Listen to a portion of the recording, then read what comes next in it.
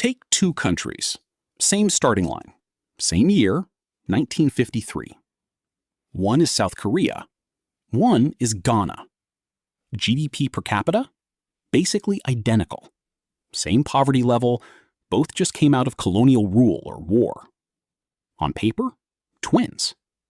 But today, South Korea's economy is roughly 15 times bigger per person. So what happened? Same starting point, but entirely different finish line. Here's where most people go wrong. They reach for the obvious answers. Resources? Ghana has gold, cocoa, oil. Resources were never the bottleneck. Culture? That explanation has a body count of bad takes behind it. Skip it. Colonialism? Real, but incomplete. Plenty of colonized nations went in totally different directions after independence, so colonial history alone doesn't explain the split either. The actual answer comes down to something less dramatic, but way more powerful. Who gets to keep what they build? That's it. That's the whole engine. Some countries built systems where if you start a business, invest, or work hard, you actually keep the upside. Others built systems where the gains get siphoned off by whoever's at the top. That single difference is why one country sprinted and the other didn't move. Economists have a name for this: institutions. Not boring government buildings, the actual rules of the game. Who owns property? Whether contracts get enforced? Whether the courts work for everyone or just for whoever's connected? There are two ways a country can set up its rules. The first kind? Anyone can start a business, your property is actually yours, and the law treats a rich man and a poor man the same way in court.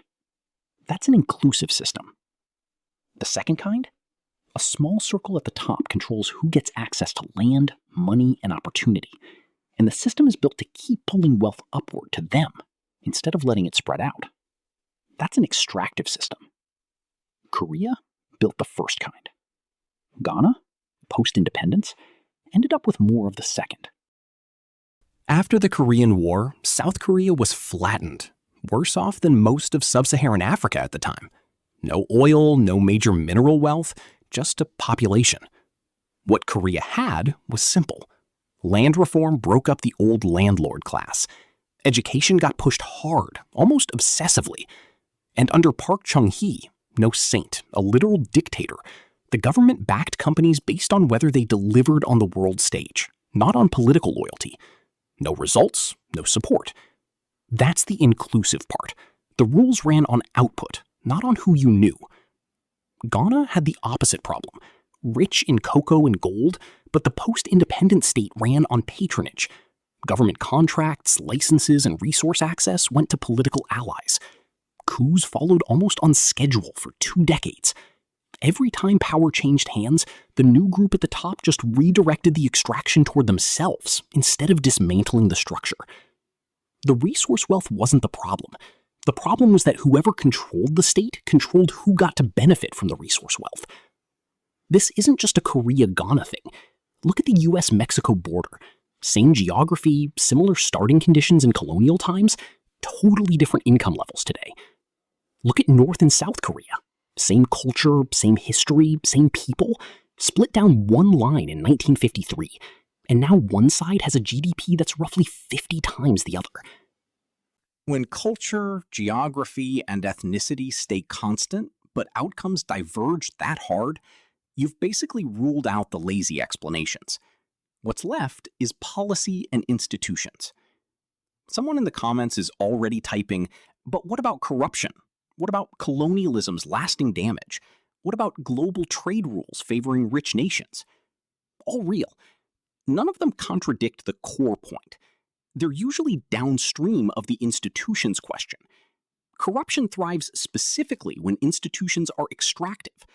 Colonial damage hits hardest in places where colonizers deliberately built extractive systems for resource removal, rather than long-term settlement. It's not that those factors don't matter, it's that they're symptoms of the same root cause, not separate causes. So why are some countries rich and others stay poor?